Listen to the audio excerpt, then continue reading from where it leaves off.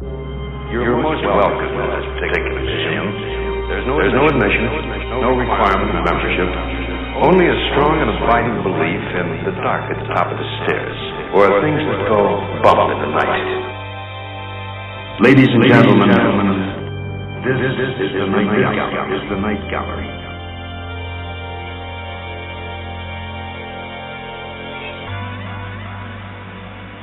All right, ladies and gentlemen, welcome to Midnight Viewing, the Night Gallery podcast, where we talk about Rod Serling's follow-up to The Twilight Zone, 1969 through 1973, Night Gallery. With me, as always, is Mike White.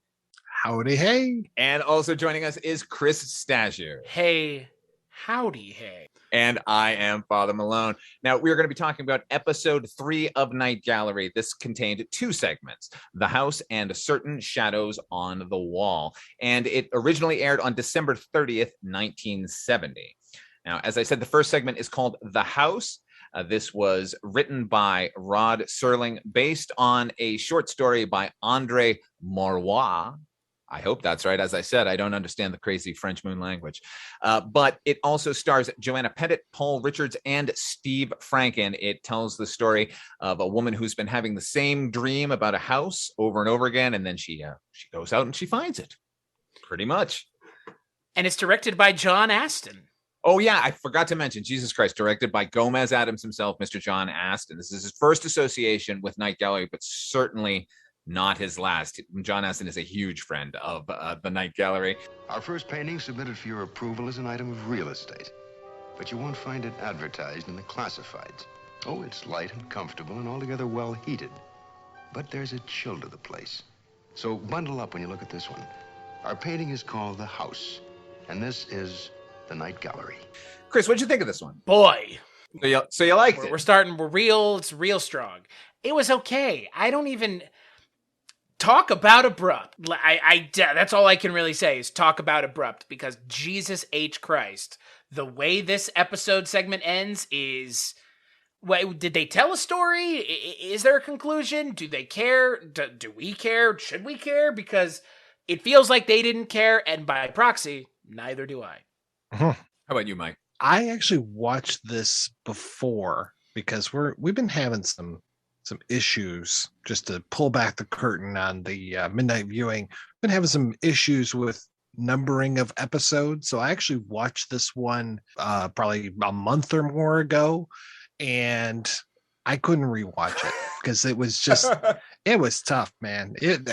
It's like that premise of I'm having this dream and I'm just about to reach the end, and then something happens. And I'm like, as soon as the lady tells the story, I'm like, okay, well, yeah, this is, you are the person that you're dreaming about, right, and yada, yada, yada.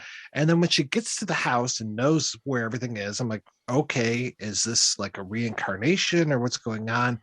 And then, yeah, the way that she resolves it, there is no resolution. I'm just like, wait, what? Like like Chris said, when it ends, I'm just like, wait a second, that wasn't an ending. What are you calling it? What happened? So I was a little disappointed. What, if anything, happened? Now, I read the short story for it, and the short story is obviously 1,000 times better than this because it has the benefit of no visuals. It's told from the first person perspective, so it's about a person telling us that a woman who's telling us that she's been having the same dream about her house, and she's now decided to go look for it. Then she finds it, but she goes up to the front door and a man steps out and says, "Oh, you can't have this house. There is a ghost."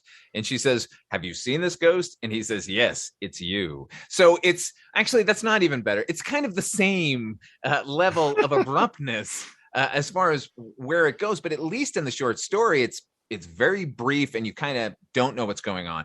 This one takes such great pains to set up the fact that she was in an asylum and she's telling all of these stories to a psychiatrist to like ground it in the real world. Although, I mean, I get it that it started sort of hallucinatory, but then they definitely bring it into reality with her and the hospital and that whole thing. So then when we go away and all the rest of the plot kind of kicks in and happens, it's just like,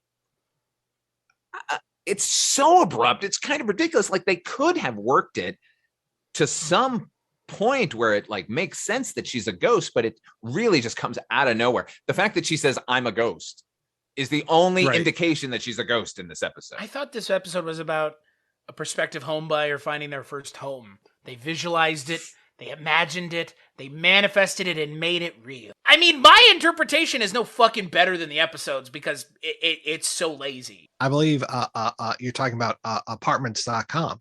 Yeah, that's what it is. What do you call it in Days of Yore? A stockade or a pillar? Yeah, exactly. I genuinely can't tell you what the episode is about.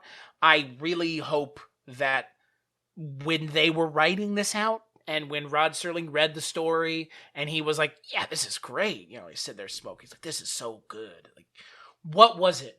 What was it? What was it? Because it was the first person perspective. You knew you weren't going to get that. You knew you couldn't translate that. So what was it, Rod? I think he just liked the idea of a character not realizing that it was another thing, which is a potent idea. But as you said, like you read the story, you get the effect from it. And then as a writer of many, many television teleplays, he should have known this is nearly impossible to adapt. And maybe I shouldn't try it in a 22-minute segment of a television series because it's first person stories where the twist comes off because they're not feeding you all of the proper information.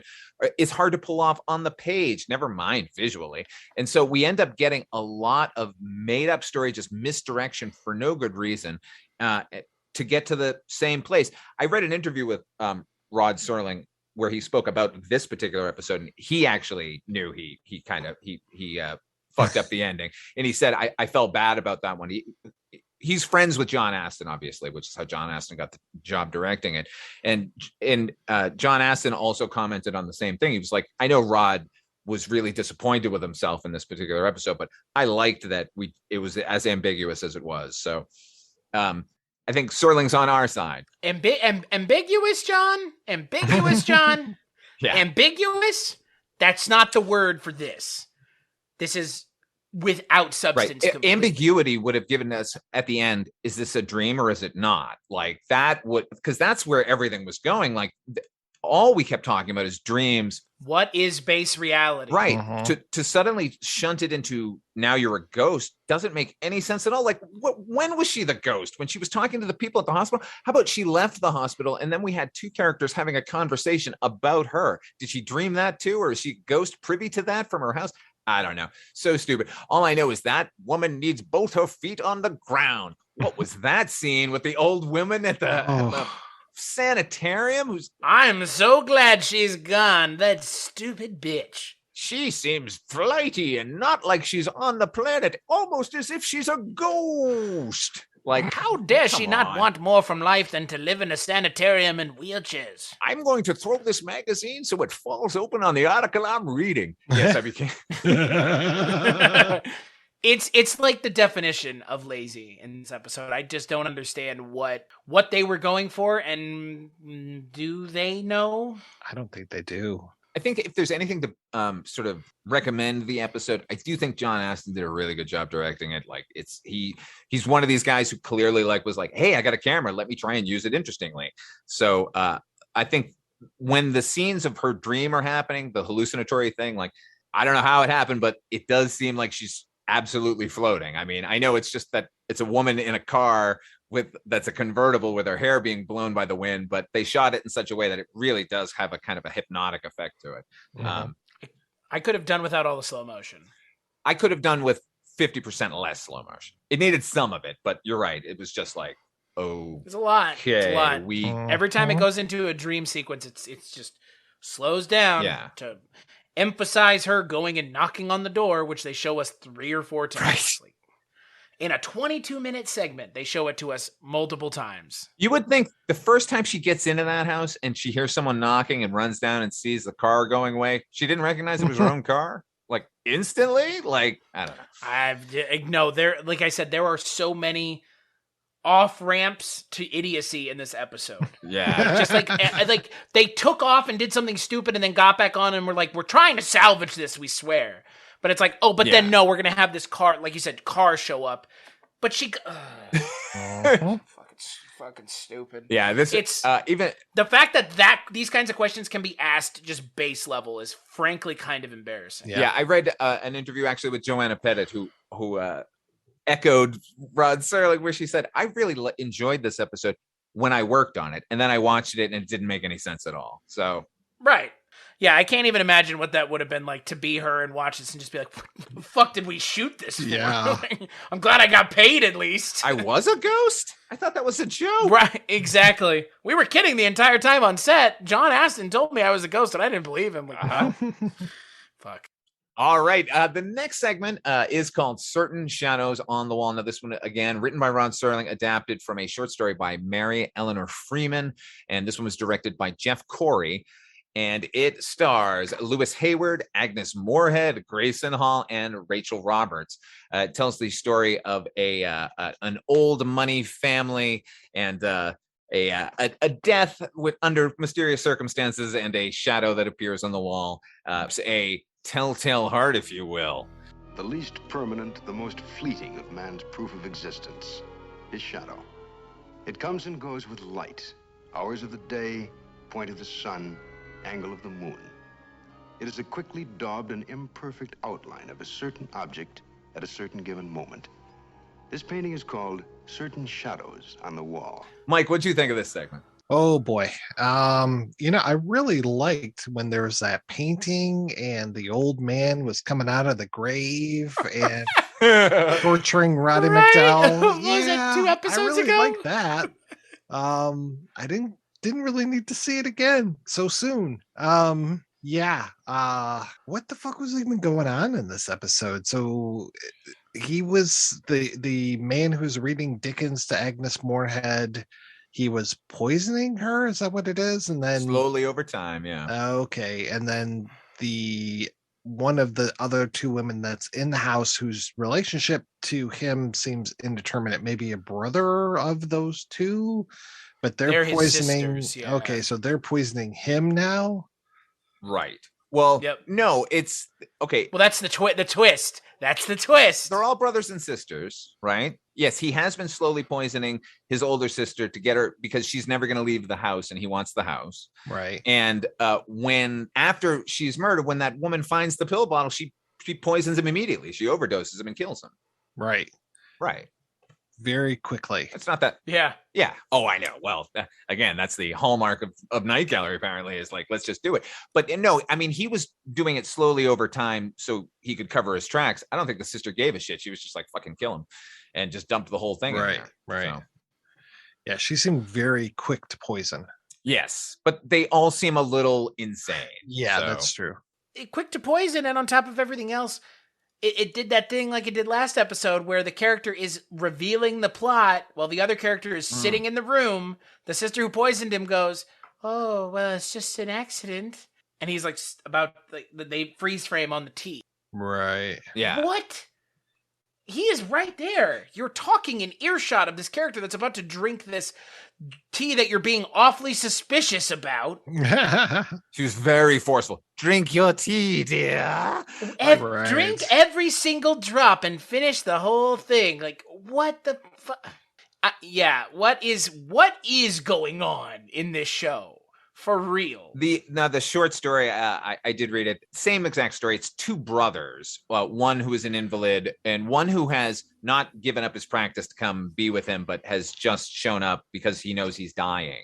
They have an argument. He wants to throw the brother out, and then basically the same thing happens. But it's way more mannered than the story we got. It's the sisters, the 3 sisters talking amongst themselves about what had happened at the previous night and how the shadow had appeared on the wall and how the remaining brother had like lost his mind trying to figure out how the shadow had occurred. And then he gives up and leaves. And then another shadow shows up on the wall. So it's all very implied as opposed to what we get here, which should have been more forthright about what was going on, I guess. But also I hated the shadow itself, the Agnes Moorehead shadow. Yeah. So clearly just painted. And then they made it worse at the end by having a real shadow. a real person casting their shadow over the fake shadow meant to be like the fake shadow. Yeah, that was super weird. Like, what a bad idea that was. Yeah, now I know they're not going to have somebody like pose in the same pose for, however long they're going to shoot the episode, but like cut out a piece of fucking cardboard, man, and like project that as the shadow, for Christ's sake. Right. Ugh. Yeah, because they're like, we don't understand. It's an optical illusion. It's like, no, it's just on the wall. It's just there. There's no optical anything. And I think, yeah, to your point, Father Miller, it's like you needed to have something more. Because this would have worked in black and white. Yeah.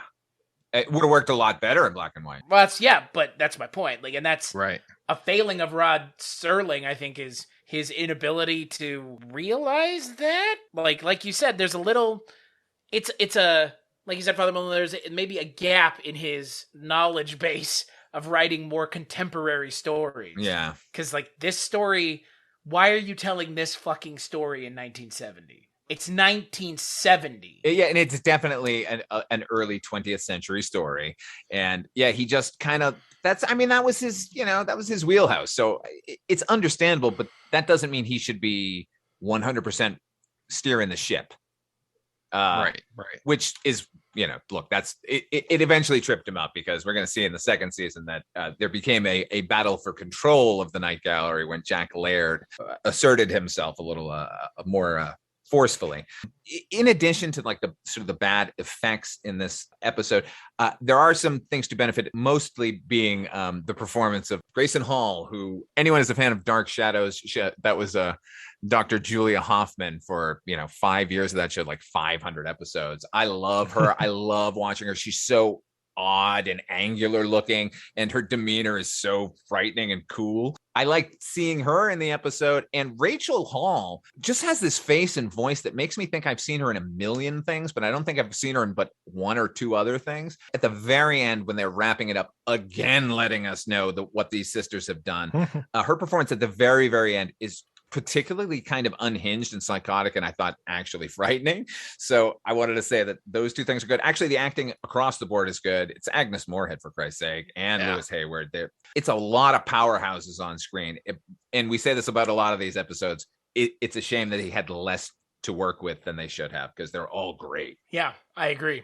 I like everybody in this episode, but the fact that they told this story 2 episodes ago, it's just, I hadn't even thought about it that way, Mike, until you mentioned it. But yeah, the whole painting thing. Man, yeah. Right back to where we started. What's funny is, and when we were talking about the cemetery, the other episode that this resembles a little too much, you said it then too, Chris. You said it's funny how many anthology series use this particular type of story. And then 2 episodes later, Night Gallery does it again. So, I don't know. Yeah. Expand your horizons, Rod. Right. I think what's the most shocking to me about it, more than anything else, is the idea that somehow we want more of these stories. Like, don't we have enough at this point that you could contend, and I would, that the best version of this story has been told? The version that this one and every other one have been aping, the Edgar Allan Poe story, The Telltale Heart. I mean, the story's been told. We don't need to mine this goddamn well again. On top of that, Rod Serling, always came off to me as like the sort of man of the people. And the fact that we keep trafficking in old money and how twisted and grotesque they all really are. Like, we got it, man. Like, move on. There are other horrors to be found in this world, ones that we can actually relate to. Right. Well, and ones that are more topical, more prescient, more timely, like anything. More than like a bunch of old stodgy shitheads in a mansion going, well, darling, I don't get any money, and neither do you. And it's like, oh, fucking who cares? Like, I need more from my privileged life. Yeah, I'm sorry, but it does kind of smack of not with the times in the writing.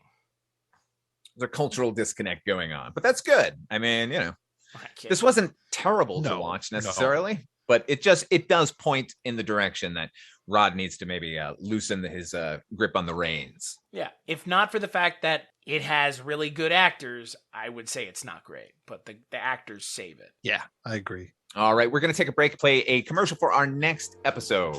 On display this evening, a pastiche of painting from Oddball Land. The poet Sir Max Beerbohm reflected that no one ever died of laughter. Object of brush and palette, the rebuttal. The clown is Jackie Slater, his occupation, a comedian. His aspirations to collect funny bones and hang them on the walls of his life to hide the cracked plaster and yellowed wallpaper that is part of the interior decoration of failure. Poor Jackie Slater. A bad joke told in a foreign language in an empty hall. The comic unable to coax laughter. The painting is called Make Me Laugh, and this lightless limbo is called the Night Gallery. Our second painting this evening has to do with the stalker and the victim, the hunter and the hunted. That rare breed of Homo sapien whose love of butchery is not a sport but a consuming passion. Offered to you now, clean kills and other trophies. All right, on our next episode of Midnight Viewing, we're going to be talking about episode 4. Contains 2 segments, Make Me Laugh and Clean Kills and Other Trophies. One of those was directed by Steven Spielberg. Clowns make me laugh.